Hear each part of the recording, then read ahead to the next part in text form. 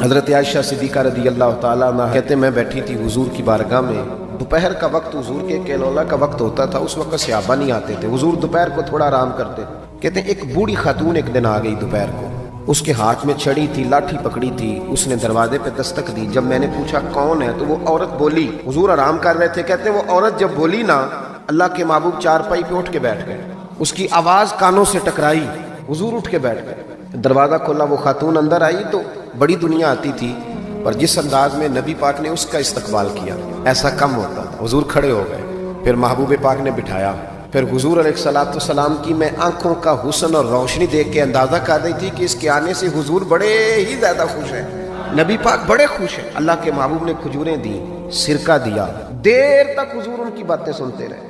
حضرت عائشہ صدیقہ کہتی ہے محب ہو کے محبوب نے، کنز المال میں حدیث موجود ہے، محب ہو کے محبوب نے باتیں سنی۔ دو قسم کے مہمان آتے ہیں نا، ایک مہمان فون کرتا ہے تو بندہ کہتا ہے میں کوئی نہیں گھر، پھر کبھی آنا، اور ایک مہمان ایسا ہوتا ہے جسے بندہ کہتا ہے اتنی بھی جلدی کیا ہے، ذرا ٹھہر جائیے، تھوڑا رک جاؤ، چائے بن رہی ہے۔ کس میں ہوتی ہے مہمانوں کی؟ کچھ مہمانوں سے دل لگا ہوتا ہے، دل کرتا ہے بیٹھے رہے، ذرا تھوڑا اور بیٹھے، یار تو نہ جایا کر، تو بیٹھا رہا کر۔ ہوتے ہیں کچھ لوگ دیر تک نبی کریم علیہ السلام نے بات سنی، اور کیا بات ہے، جناب عائشہ صدیقہ کہتی ہیں دل حضور کا لگا، میں نے دیکھا تو میں بڑی مطمئن تھی۔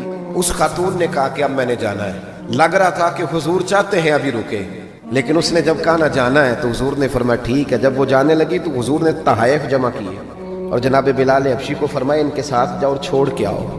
جناب عائشہ صدیقہ رضی اللہ تعالیٰ عنہ فرماتی ہیں، کہتے ہیں وہ خاتون چلی گئی، میرا خیال تھا کہ حضور اب مسجد جائیں گے، جب رات کو آئیں گے نا بعد عشاء تو پھر پوچھوں گی حضور یہ کون تھی، لیکن محبوب تو گئے نہیں، لیٹ گئے۔ میں اٹھ کے قدموں میں بیٹھی تو حضور کی مقدس آنکھیں کھلی ہوئی، میں نے عرض کی حضور یہ کون خاتون تھی، اور میں نے آپ کو تھوڑا انفرادی دلچسپی لیتے دیکھا، حضور کون تھی؟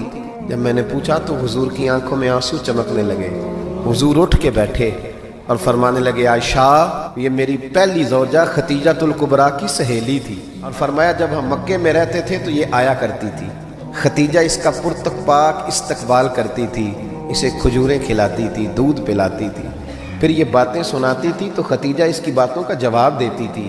فرمایا آج اس کی آواز کانوں سے ٹکرائی ہے تو ساری یادیں پھر سے تازہ ہو گئی ہیں۔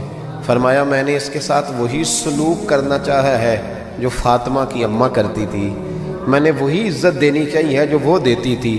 اور حدیث کا آخری جملہ اتنا شاندار ہے کہ اس جملے کو یاد کر لے تو دستور بن جائے ہمارے لیے۔ محبوب نے فرمایا عائشہ تعلق اچھے طریقے سے نبھانا یہ بھی ایمان کا حصہ ہے۔ حضور نے عزت دی، نبی کریم نے وقار دیا، حضور ہر آنے والے کو عزت دیتے۔